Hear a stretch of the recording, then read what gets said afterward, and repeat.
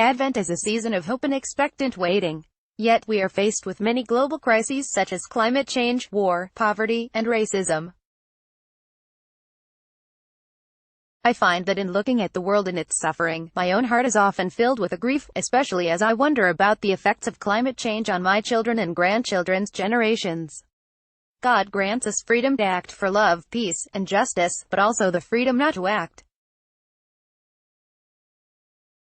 In light of the weight of these great and seemingly insurmountable problems, I have been wondering how to have hope. In praying over these issues, I felt prompted to recall a prayer from the second week of the spiritual exercises.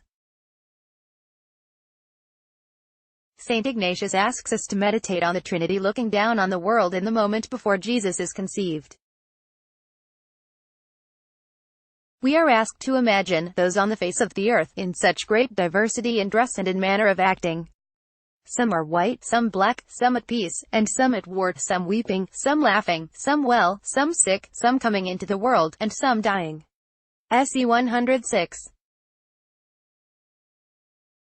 We are asked to imagine people who curse, wound, or kill. That is the gritty reality of human sin.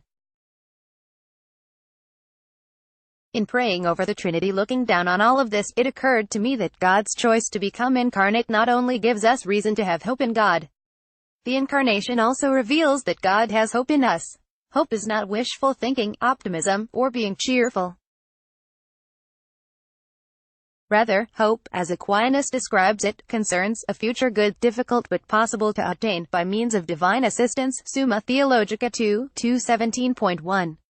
Aquinas' use of the term divine assistance suggests that there is a mutual cooperation between human beings and God. Hope encourages us to trust that what we do is meaningful, because God is supporting it and actively trying to create good from whatever difficult or even evil situation in which we find ourselves. God has hope in us, enough to enter more deeply into the world and its troubles rather than to flee or to turn away from us. The Gospel authors emphasize that Jesus' birth takes place in a world with its own particular forms of darkness. Jesus is born as a Jewish child into a land under Roman occupation. His birth takes place in the poverty of a stable. Jesus and his parents become refugees shortly after his birth, when they must flee to Egypt.